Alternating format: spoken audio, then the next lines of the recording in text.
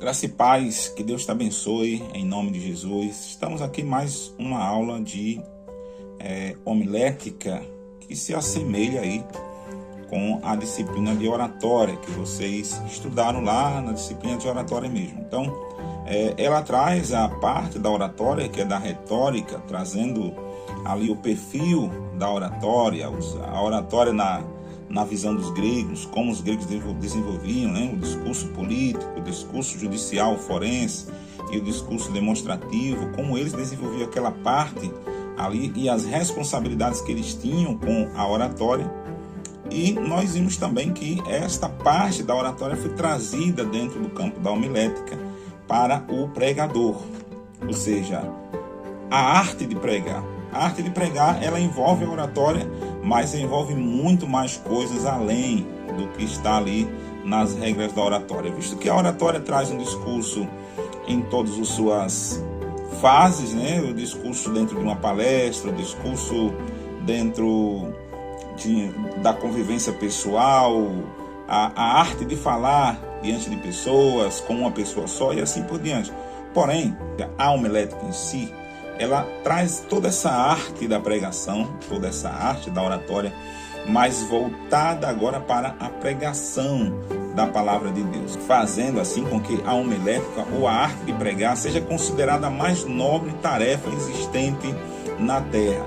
Quando nós pegamos a homilética e ministramos, pregamos em cima das bases da homilética, aí nós entendemos na outra aula que a ministração, a mensagem se torna mais compreensível por parte do ouvinte, porque ela traz um arranjamento, ela traz ali uma organização técnica propícia ao bom entendimento daquilo que se está dizendo. Ela é bem dividida para que possa então ser bem compartilhada. Nós vamos ouvir aqui um pouco sobre o discurso de Estevão.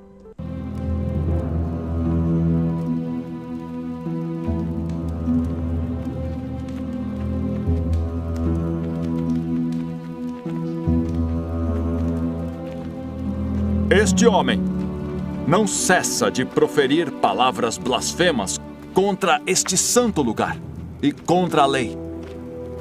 Pois nós lhe ouvimos dizer que esse Jesus Nazareno há de destruir este lugar e mudar os costumes que Moisés nos deu. Porventura é isto assim?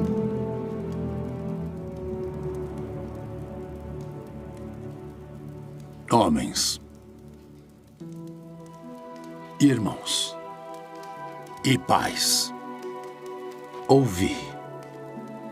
O Deus da glória apareceu a nosso pai Abraão e disse-lhe: sai da tua terra e dentre a tua parentela e dirige-te à terra que eu te mostrarei. Então saiu da terra dos caldeus e habitou em Harã. E dali, depois que seu pai faleceu, Deus o fez passar para esta terra em que agora habitais. E não lhe deu nela herança, nem ainda espaço de um pé. Mas prometeu que lhe daria em possessão e depois dele a sua descendência, não tendo ele ainda filho. E falou Deus assim, que a sua descendência seria peregrina em terra alheia, e a sujeitariam à escravidão, e a maltratariam por 400 anos. Aproximando-se, porém, o tempo da promessa que Deus tinha jurado a Abraão, o povo cresceu e se multiplicou no Egito. Nesse tempo nasceu Moisés. E Moisés foi instruído em toda a ciência dos egípcios, e era poderoso em suas palavras e obras. E quando completou a idade de 40 anos, veio-lhe ao coração ir visitar seus irmãos, os filhos de Israel. Este é aquele Moisés que disse aos filhos de Israel: o Senhor vosso Deus vos levantará dentre vossos irmãos um profeta como eu, a ele ouvireis. Este é o que esteve entre a congregação no deserto com o anjo que lhe falava no monte Sinai, e com nossos pais, o qual recebeu as palavras de vida para nos dar, ao qual nossos pais não quiseram obedecer. Antes o rejeitaram e em seu coração voltaram para o Egito, dizendo a Arão: faze-nos deuses que vão adiante de nós. Porque a esse Moisés, que nos tirou da terra do Egito, não sabemos o que lhe aconteceu. E naqueles dias fizeram um bezerro e ofereceram sacrifícios ao ídolo, e se alegraram nas obras das suas mãos. Duros de cerviz e incircuncisos de coração e ouvidos, vós sempre resistis ao Espírito Santo. Também vós sois como vossos pais. A qual dos profetas não perseguiram vossos pais? Até mataram os que anteriormente anunciaram a vinda do justo, do qual vós agora fostes traidores e homicidas. Vós que recebestes a lei por disposição dos anjos e não aguardastes. Blasfemo! Isso é uma blasfêmia indecorosa!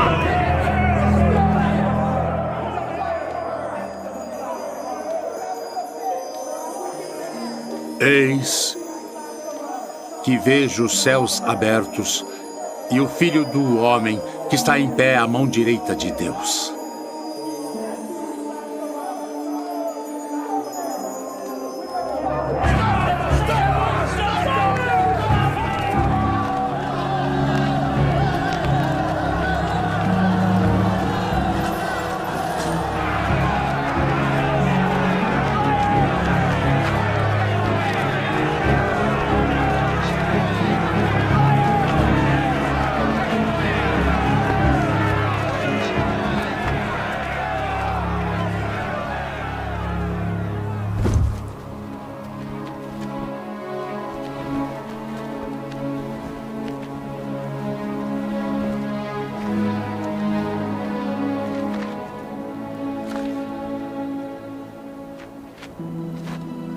Senhor Jesus, recebe o meu espírito.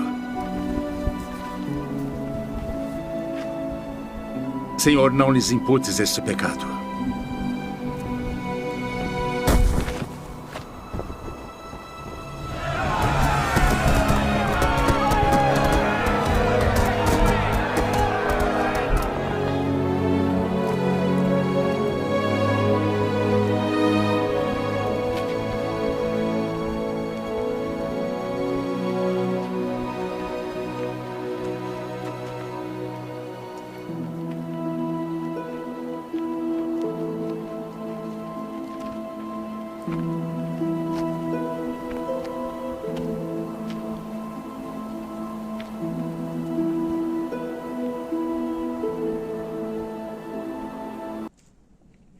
Eu tenho certeza que vocês já leram Atos capítulo 6 e Atos capítulo 7, onde no Atos capítulo 6 nós vemos a nomeação de Estevão como diácono.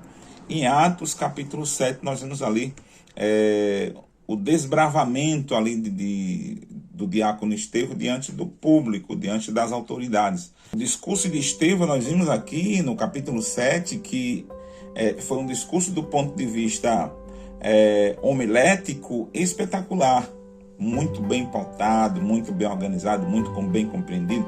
Ele trouxe uma análise histórica, filosófica, teológica e apresentou ali o Cristo.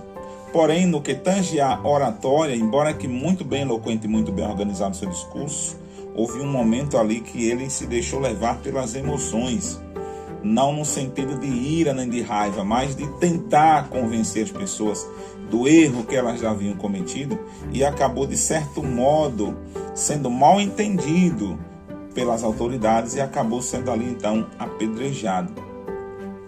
Isso acontece muitas das vezes com pregadores nos nossos dias, bons, homens de Deus, homens santos, homens preparados para toda boa obra, homens selecionados e equipados por Deus, mas que em um determinado momento organiza bem os seus discursos, organiza bem, faz uma boa homilética da mensagem, do texto, daquilo que deseja passar. Porém, em um determinado momento da história, a pessoa pode se deixar levar pelas emoções e ali acaba sendo mal interpretado e muitas das vezes bombardeados aí na internet, bombardeados aí nas próprias comunidades, na igreja. As pessoas hoje estão com câmeras por todos os lugares e filmando tudo. Então é importante não apenas nós termos uma boa homilética, mas também ali fazer uma união da homilética e a retórica, ou seja, organizar bem os nossos sermões e apresentá-los da melhor forma possível, sem ferir pessoas, sem ferir princípios e sem ferir ali os objetivos que devemos alcançar. E é sobre isso que nós vamos falar aqui nesta aula de hoje. Primeiramente, eu quero falar sobre a eloquência do pregador. Eloquência é um termo derivado do latim que significa elegância no falar. Ou seja, falar bem, falar a coisa certa, na medida certa, usando as palavras certas, é o que está ali dentro do que tange a oratória. A eloquência não é grito, eloquência não é berros. Eloquência são palavras bem faladas, bem pronunciadas e bem compreendidas ali pelo ouvinte. Portanto, no que tange a eloquência, devemos estar atentos a 3 pontos fundamentais. Primeiro, a voz, o vocabulário e a postura. Essas questões são de suma importância para a nossa eloquência. A voz ela é o principal fator ali da pregação. Ela precisa ser audível, ser ouvida por todos. Ela precisa ser entendida, ou seja, que todos possam entender o que se está dizendo. É necessário se pronunciar as palavras corretamente. É necessário fazer também uma leitura correta dos textos que estejam sendo ali pontuados, ou seja, apresentados no que tange ao vocabulário. Devemos prestar atenção na quantidade de palavras que conhecemos. Palavras que sejam fáceis de falar, que seja comum ao público e de fácil compreensão, e que, acima de tudo, não só nós saibamos o significado, mas também o povo saiba o que aquelas palavras significam. É necessário evitar as gritarias, usar uma linguagem correta, ilustrativa e importante. Também, quando estiver pregando, procurar, nós já falamos inclusive em oratória, não ficar com a mão no bolso, com aquela expressão de cansado, de despreocupado ou de que esqueceu alguma coisa, né? Então é necessário que nós tenhamos essa eloquência na hora de falar, que tenhamos domínio correto das nossas palavras e falar também com postura. A postura precisa ser uma posição de nobre atitude, olhar para os ouvintes, não demonstrar rigidez ou nervosismo, evitar exageros nos gestos, não demonstrar indisposição, preguiça, cansaço, indesejo de estar ali, má vontade, evitar estar passeando demais, de maneira que as pessoas percam ali a visão de onde você está. Procurar estar arrumado com a roupa que não atraia muita atenção, porque às vezes a pessoa vai pregar com a roupa que chama tanta atenção que o ouvinte vai estar mais preocupado com a roupa que está vestido do que com aquilo que se está sendo dito. Então, isso é necessário para as regras aí no que tange a oratória, fazendo parte aí da homilética. Antes de você pregar, é necessário que você saiba o que você vai pregar, como vai expor aquilo que você vai pregar e por quê, quais são os objetivos que você deseja alcançar com a sua pregação. Para tanto, nós temos aqui alguns sermões que nós vamos expressar aqui para você. Você vai ministrar uma palavra, você é chamado para trazer algum ensino. O que você vai usar? Que tipo de sermão vai ser aplicado? Isso é muito importante. E nessa questão do sermão, nós temos aí alguns, que é o sermão temático, o sermão que vai trazer sobre um tema, o amor, a fé, o pecado, a maldade do mundo. Você vai escolher um tema e discorre sobre as escrituras ali naquele tema, dentro da palavra de Deus. Você não está restrito a texto, não está restrito a livro, não está restrito a capítulo, nem está restrito ali a versículo. Você tem a palavra toda para discorrer sobre aquele tema. Mas temos também o famoso sermão textual. O sermão textual, de acordo com aquilo que sugere o termo, é aquele em que as divisões principais são derivadas de um texto, constituindo uma breve porção da Bíblia. Essa porção pode ser, dependendo da natureza do sermão, um versículo ou até mesmo 2 ou 3 versículos. Não deve ser mais que isso, pois, nesse caso, não se trata mais de uma porção para um sermão textual, e sim uma porção para um sermão expositivo. O sermão expositivo ele já traz um sermão maior, uma análise maior do texto.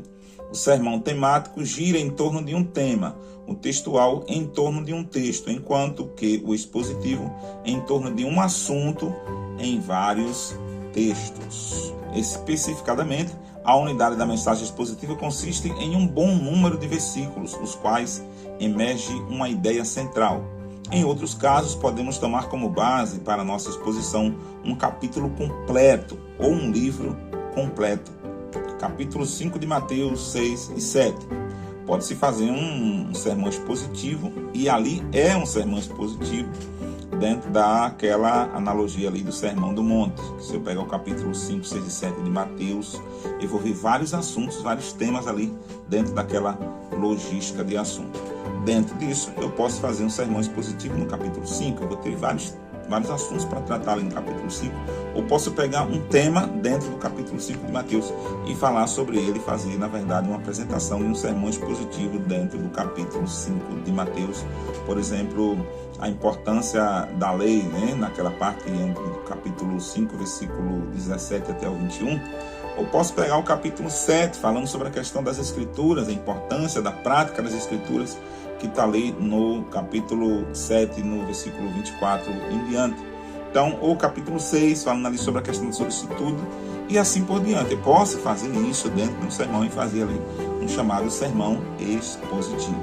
Importante ressaltar que durante a preparação da sua homilética, o pregador precisa se munir de todas as armas que ele tem: conhecimento, habilidade nas escrituras, conhecimento teórico, teológico e, sobretudo, se revestir da unção do Deus Todo-Poderoso e do sangue de Jesus, sem o qual não se pode fazer nada. É necessário também que você tenha noção da escolha da mensagem, a escolha do texto que você vai utilizar, a familiaridade com o texto, para não estar lá gaguejando na hora falando errado, familiaridade com o texto e saber por onde você vai andar, escrever ali a sua divisão ou subdivisões daquele texto com tema, com objetivo, introdução, ideia central daquilo que você deseja passar, divisão da problemática, teoria e soluções e conclusão, para que você possa então apresentar seu sermão aí de forma maravilhosa, seja ele um sermão temático, seja ele um sermão textual ou um sermão expositivo. Na verdade, para começar, eu acredito que o sermão textual já está de bom tamanho para você que vai estar ministrando, evangelizando. Eu acredito que o sermão textual ele é o mais famoso, o mais usado. Todo mundo gosta de usar o sermão textual porque ele dá uma maior liberdade dentro das escrituras e as pessoas têm mais acesso ali ao conhecimento para poder se passar aquilo que se deseja passar. No que tange a familiarização com o texto, vamos ver o que dizem alguns especialistas. Vamos ver o que diz aqui Campbell Morgan. Ele opina que se deve ler um texto mais de 50 vezes antes do sermão. Já Louis King, ele diz que para um sermão modelo e completo, ou seja, é necessário 1 ano, estudando-se 8 horas por dia. Ler um livro da Bíblia onde o texto está encravado várias vezes com o propósito de descobrir sentidos retrospectivos e prospectivos. Ou seja, aquilo que já veio, aquilo que já recebi e aquilo que poderei receber futuramente. Leituras biográficas também são de suma importância para a produção de um sermão.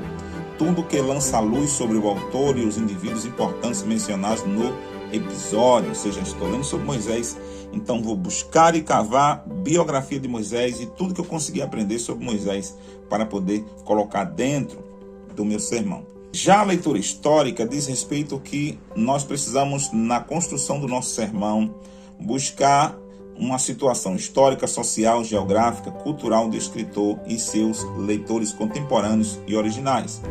Na leitura teológica, buscar ensinamentos doutrinários e pressuposições que levem o autor a argumentar tal como ele o fez. Na leitura teórica, deve-se notar as figuras de linguagem, tantas de como for as suas formas.